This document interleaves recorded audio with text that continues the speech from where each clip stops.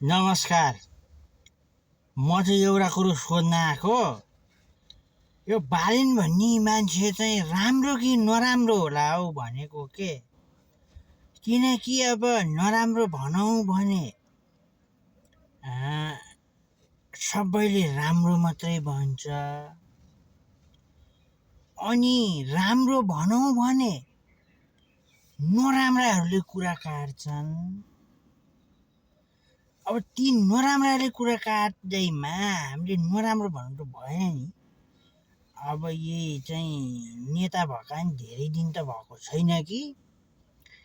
अब कसैले पनि केही पनि कुराहरू चाहिँ यो यस्तो नराम्रो भनेर ल्याउन सकेनन् होइन।